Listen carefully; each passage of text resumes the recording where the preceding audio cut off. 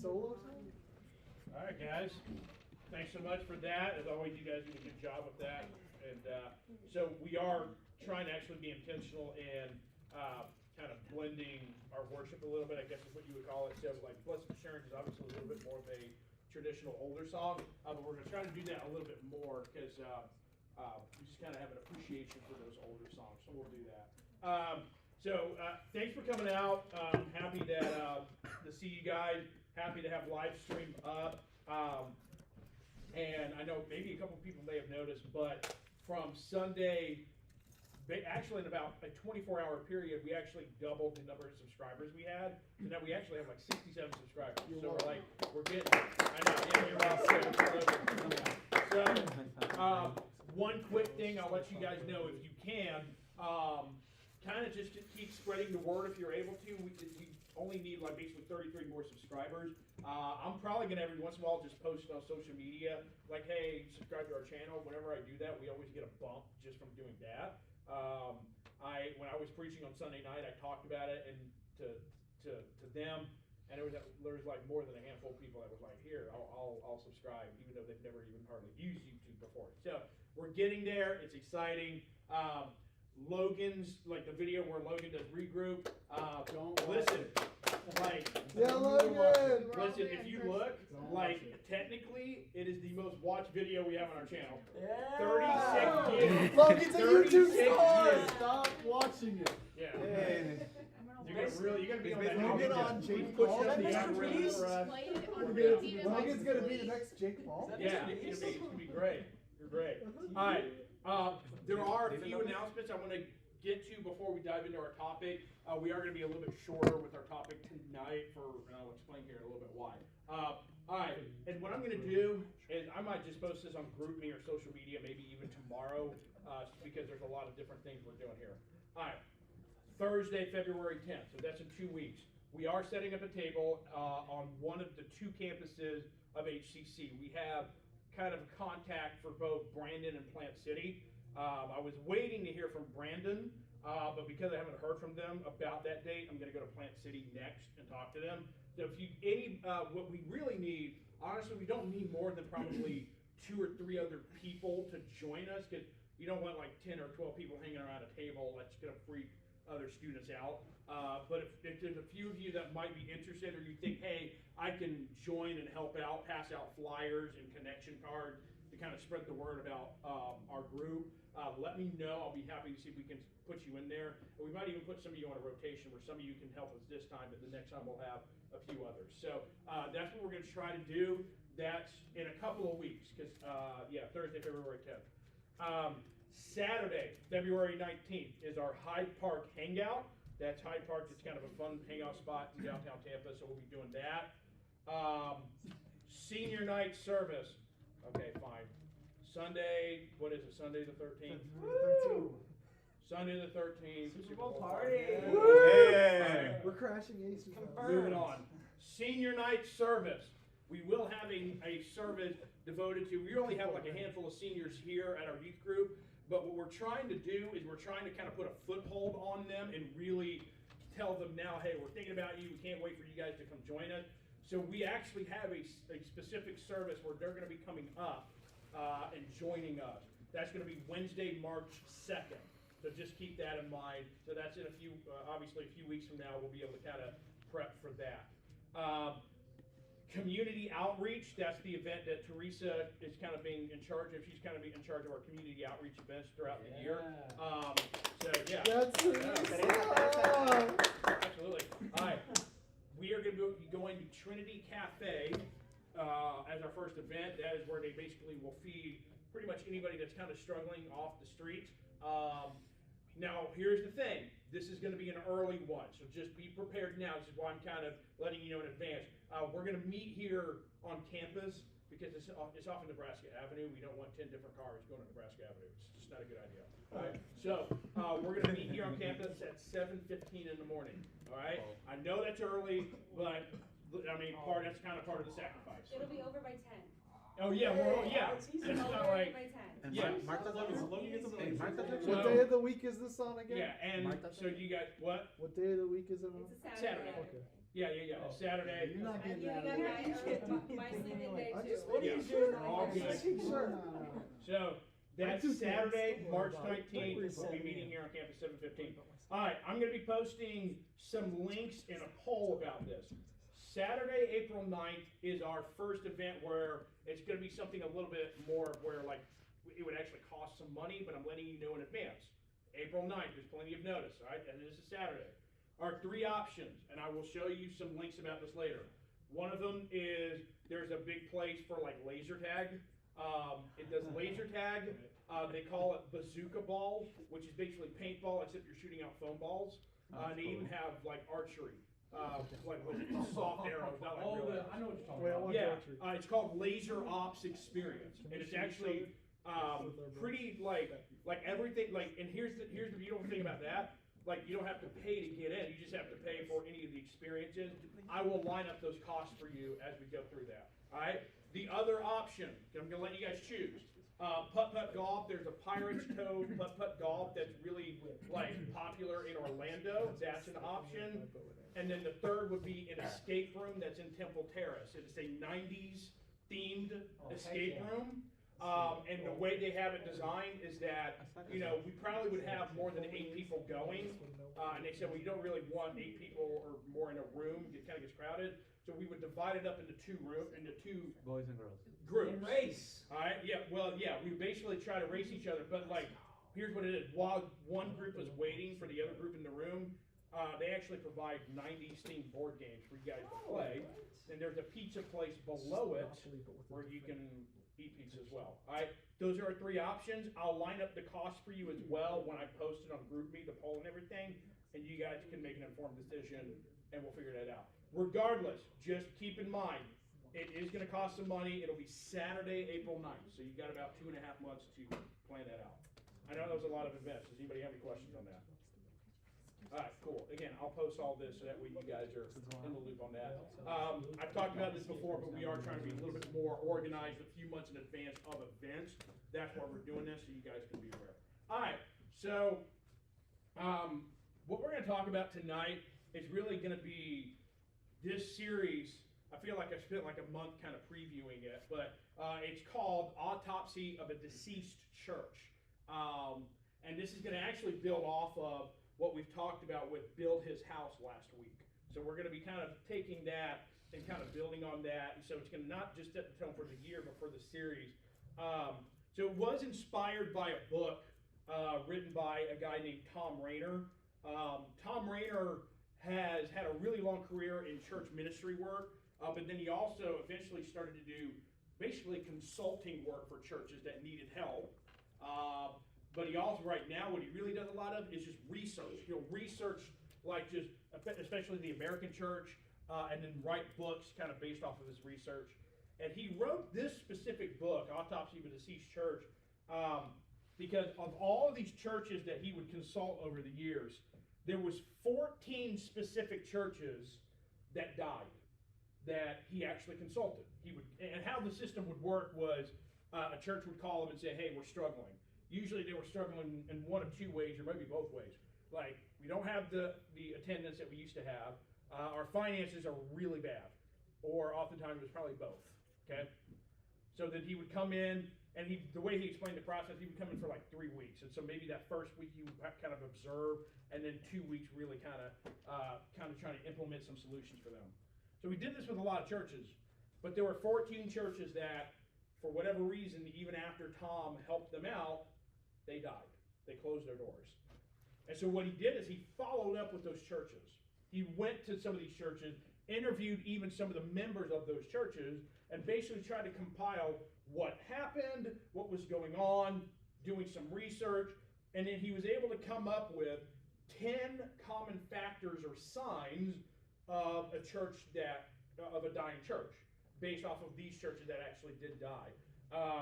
And so what we're going to do is we're going to look at all 10 signs of a dying church, and then we might even spend a week looking at like solutions, but we're even going to provide solutions throughout our time. Now here's the thing. On the surface, I know maybe even some of you are thinking this is a little weird to talk about it in our college group about like a dying church and like how to look out for it. Here's why we're doing it though. I was even thinking about earlier this week about how like Pastor Will had talked to me about this when we first started this group, when we didn't have a name or anything, we were just getting started, and he said, I really want this to be a bridge from, youth to like big church, as we call it, right? That's where we came up with the name, The Bridge. But literally what it is, guys, this is training grounds for you. This is where you are so that when you do move up to church, it's kind of like there's a little bit more of a seamless transition. And so what this series is going to do is going to help us kind of inform us on how we can be on the lookout for some of these signs within our group, within our church, and then also kind of remind us, hey, let's not focus on ourselves, because if we do, that's when things can kind of go downhill for our church, right? That's what happened with the Israelites, with our Build His House topic we talked about last week. They had focused on themselves instead of God's house, and what happened? It was just laying there wasting.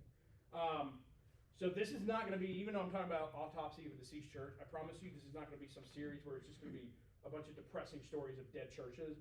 Like, I mean, there are going to be some stories, but like, it's not going to be just that. This is really going to be, how do we learn from them, right? How do we learn from them, grow from them, and be more determined to, hey, let's make the Bridge a stronger group this year. Hey, let's make the First Real Baptist Church stronger. So that's kind of just the opening, like, intro of what we're doing. Tonight's session is going to be a little bit shorter because some of the stuff that were normally in the original material was actually what I talked about last week with Build His House. I just took it a different direction. But it works out because afterwards, so stick around. In fact, Tony Jones is probably doing some stuff already, working on it. We are going to be doing our snail mail send out, as we call it. We have a handful of students that are either out of town and out of state for college, or just kind of around, but they're just kind of on the periphery. We're going to send them encouraging notes. So it kind of works out any way that we're doing that. So the very first sign, this is what we're going to look at tonight, the very first common sign or factor of a dying church would be just simply slow erosion. All right? Slow, in other words, like a church slowly eroding over time. And so if you have your Bibles, we're really just going to read one verse, and that's Galatians chapter 6, verse 9. Okay, Bibles, phones, whatever you're going to look at. Galatians chapter 6, verse 9. And of course, you're going to already know this is a letter written by Paul to the churches in the city of Galatia. And the words that he uses here are very familiar to us, but they can also be kind of haunting, and it kind of really can stick with us, because there's a sense of urgency in what he's talking about, which is actually really, I'm going to talk about this more later, that's really what the whole book of Galatians is. There's very much a sense of urgency to it. So verse number 9 of Galatians 6, Paul writes this, "And let us not be weary in well-doing, for in due season we shall reap if we faint not." Now, I'll break down this verse a little bit more, but like one of the things that was interesting, Tom Rainer talked about, told a story about, he visited his hometown for like the first time in like 10 or 12 years. This must have been probably back when he went and saw this hometown. It must have been like 2008. And he said the last time I had seen my hometown growing up, it was like 1997 when my mother had passed away and we had to have the funeral there. So it'd been over like 10, maybe 12 years. And so of course for him, you know, he talked about this, the town he grew up in, you know, even in the 60s and 70s when it was probably at its peak as far as activity and stuff, it was a small town. There wasn't like a whole lot of activity. In fact, he even said for anybody that watched the Andy Griffith Show at least one time in their lives, like they lived in Mayberry, like that's basically what this was. He said it was like another little like Mayberry. So he said I was walking around town, and he said of course like all these childhood memories were flooding my head as I was looking at everything. But he said it was also sad. Because he said what happened was as he was looking around, he saw that the town had really gone downhill, especially since the last time he'd been there in 1997. Like he said, I walked down, like since it was a small town, like they actually had like a main street. So like you walk down this main street, there's a bunch of storefronts and that kind of thing. And he said there were more than a couple of storefronts that were just completely closed. Like this is in the middle of supposed to be the busiest part of town. There were storefronts that were closed. They've been closed for, looks like, years. There's not as much parking around, like as far as cars driving around or parking. He even said that growing up, there were 2 fast food restaurants in the small town. And as a kid, he loved going to those places. So he said, just for the heck of it, I thought, let me go to this one fast food restaurant because I loved going there as a kid. He gets there, it had been closed for like 10 or 11 years. Like it just was not the same at all. And so he said that kind of towards the end of the day, he was hanging out with a friend of his in the hometown there, and his friend had never left. His friend had never left the hometown, he'd always been there. And so Tom Rayner just asked him, he's like, man, like what happened? Like what happened to our small town? And Rayner said, I'll never forget the look on my friend's face. He looked confused.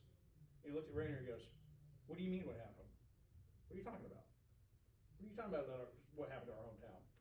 And Rayner realized, because his friend had never left town, that deterioration of that small town, like it didn't happen like that. It was slowly over time. So in his mind, nothing ever happened. He's just been there the whole time. Rayner notices because he's only been there a couple of times in the last 10 or 12 years. So this is kind of what happens with churches. And in fact, research can even tell you this, especially with smaller churches. When it comes to like church growth, that's very noticeable, okay? Because of the fact that y'all are laughing because I just did that, didn't I? Yeah, you're ridiculous, unbelievable. Yes, you are. I can see that. All right, I know Eldon is. You're one of the sorriest church members I have. I had to say it. Like when it comes to like church, what? I'm paranoid. I don't know what's going on. I think you're good. We're I'm live, good. guys. We're live. 2 minutes, baby. In Ace, 2 I got you. minutes, Back let's to just work. start busting out. Ace. Alright. So anyway, oh, you're worried about the video. Oh, they don't know. It's fine. I'm not worried about it. Alright. So church here they found this in research. Okay, when like especially like small churches, if they grow, it's usually kind of quick. Like and it's kind of dramatic. So it's like especially if it's a church that had like 50 people. Like if you go up to like 70, that's noticeable. It's like, oh wow, and it usually happens kind of quickly. So people are like, wow, and everybody notices church growth. But like when a church like is actually eroding or it's declining, it never happens like that. It's not like if there's 100 people in church and like 1 week later there's only 50. That's not what happens, right? So what happens is the people are just kind of doing their thing, and then next thing you know, like years later, like, oh wait a minute, what happened to our church? Well, it's been going on for years, but it happened slowly and you didn't notice. And when we're talking about like church decline, you probably know what I'm talking about. I'm not talking about like, like the physical facilities are declining a little bit. I mean, that can be a sign of the decline. But what we're talking about is like the numbers are declining.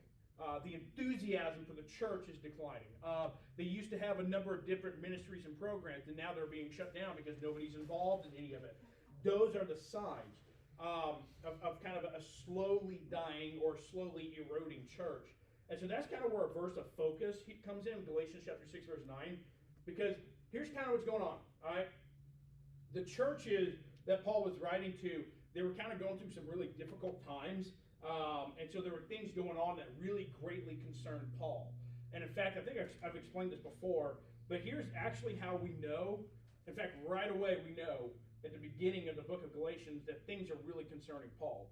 Because usually when he starts off his letters, he's basically saying, like, he'll compliment the church, he'll praise that church, hey, thank you for supporting me, or I hear you're doing good work, or he'll just say, hey, Eldon says hi, or hey, Tony Joe says hi, or tell, Leo I said hi. It would be basically like that. It was very kind of like whatever. It's just kind of those what you would typically think of it in a letter.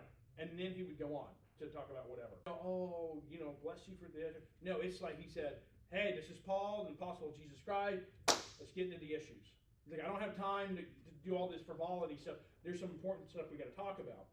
And like a couple of things that were really big for the Galatians, which really they were big for a lot of the churches back then. One was false teachers and preachers. All right, that was always an issue. They're preaching a completely different gospel than what Paul was preaching, the gospel of Jesus Christ, right? But then the other thing that was a big deal was the kind of the obvious persecution and pressure that they had felt in the culture around them, right? So like the city of Galatia, which is part of the Roman Empire, they didn't like Christians, right? They didn't like what they believed, that there was only one God. They didn't like the resurrection. They didn't like these things. All right? And so therefore they faced a lot of persecution and ridicule and discrimination. And so what Paul was beginning to see was like, hey, listen, like if these churches in Galatia kind of cave into these pressures, like the church is going to die. Like, and even if it doesn't die right away, it will. And so that's when he says in Galatians 6:9, he says, hey, listen, do not be weary in well-doing. In other words, he's saying, hey, keep doing good work. Keep going. Don't stop. Don't rest on your laurels. Don't just say, well, okay, Paul helped start these churches. I think we're good for a while. He's like, no. Keep going. Keep working. And I think it's important to mention something about that verse. He says, do not be weary in well-doing. When we think of weary, what's another word for weary? Tired. Yeah, tired, right? The idea of just like, hey, I've been working all day, I'm coming home, and I'm tired. I just want to relax, all right? That's actually not what Paul means here, okay? If you even think about it, and the idea of don't get tired, I mean, everybody gets tired, right? When we're talking about don't be weary, it actually literally means being spiritless, all right? It's the idea of like, you're just giving out. You're giving up. I've talked about before, the first time I ever went jogging, when I decided I'm going to try to jog, and I only ran for not even 10 minutes, and I was just out of shape. It was embarrassing. And here's what happened. I ran around, and I'm like, oh, I'm tired, I'm a little sore, I'm really hot. I mean, just I'm out of breath. And so what happened? I became spiritless. I was like, I don't want to do this anymore. I didn't care if I could do it anymore or not. I don't want to. I'm going to sit in front of an air conditioning unit with a big bottle of water and watch some TV. That's all I want to do now. I'm done. And so anybody that does any sort of working out will tell you it's not, if you'll get tired. No. You're going to get tired. That's not what the debate here. Where you make results and where you get going is the determination in your mind that even when I'm tired, even when things get difficult, what? Keep going. Right? Keep running, keep lifting weights, keep doing whatever it is that you're doing as you're working out, right? That's what Paul is saying here. When he's saying don't be weary in doing good work, he's not saying, hey, don't get tired. Because everybody gets tired. Paul gets tired. I mean, that's not what he's saying. He's saying don't give up. Keep working. Don't just sit back and just think something's going to happen. Keep doing good work. And then he even says, because you will reap what you sow. If you think about it, it makes perfect sense. If they sit back and nothing happens, they decide, we're just going to rest on our laurels, what's going to happen? The church is going to die. It was going to be easy. There were false teachers and preachers going in. The pressures around them were probably going to eventually force them to leave the church anyway because they're tired of being picked on. So, of course the churches were going to die. So, but if they kept going, if they kept pushing and saying, okay, I'm not going to care about what all these other things are going on, I'm going to keep pushing forward because we have to keep doing good work, well, then good things are going to happen. That's the idea of reap what you sow, right? And so here's kind of all of that to say, and this is why I said I was going to be done a little bit early. Here's what I think is a mistake for a lot of churches, all right? And I would even say that there was a time period where our church struggled a little bit with that, and then we kind of saw a revival of people doing more work. But what we do is we kind of just sit back, we kind of maybe enjoyed what the past generations had done for a church. We just kind of go, okay, like, you know, I mean, all I have to do is just go to church. That's all I have to do. I don't necessarily have to do anything else. And then what happens is that 5 years later, like, you're like, hey, where'd all these people go? They used to be here. Why aren't they here anymore? Well, it's because you sat back and you didn't do anything. That's why. I'm not saying specifically that's what happened to our church, but I'm saying this is what happens. Like, people leaving a church or leaving a group of some sort, it doesn't happen like that. It happens slowly. All right? And it's like this slow death that you don't even notice because we're just sitting back. That's why we're saying, that's why what I'm really pushing for here is, hey, keep doing good work. Keep being vigilant, keep being diligent, and looking out and trying to figure out how can we keep building up the bridge. Because the more that we keep building it up, we are going to reap what we sow. I mean, again, I feel like we already have started to see that. Some of the stuff that we're able to do, it's like we're reaping what we sowed last year and the year before, when it could have been easy for us to say, COVID, we're not able to meet, whatever, okay, I'll just go do my own thing. But we kept going, we didn't stop. And now we're really beginning to reap what we sow. So just keep that in mind, that first common sign or factor of a dying church is the idea of like, hey, it's just a slow erosion that like nobody ever stopped. We can stop that by keeping doing good work. So anyway, that's what we have for tonight. We're going to continue this next week, and it'll be a little bit longer. And like I said, this is not going to be, hopefully you can already see what I'm talking about here. This isn't going to be a depressing series. This is going to be something that is going to inform us on how we can really grow as a group and all of that. Does anybody have any questions or comments before we wrap up? All right, let me close in prayer, and then I will probably just turn things over to Tony Joe. So let's pray. Dear Lord, thank you for this day. Thank you so much for all those who came out. Thank you for the worship team kind of setting the tone for us tonight.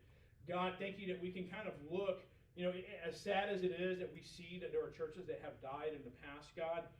Lord, I'm thankful that you've allowed us to be able to look at what happened and be able to learn from it and to grow from it, God. Help us to not let the bridge or let our church kind of have that slow erosion, but God, help us to combat it by not being weary in well-doing. Help us not to give up. Give us strength and encouragement during this time. Thank you for all that you've done for us. In Jesus' name I pray. Amen. All right. With that, like I said, I knew we'd be out a little bit early.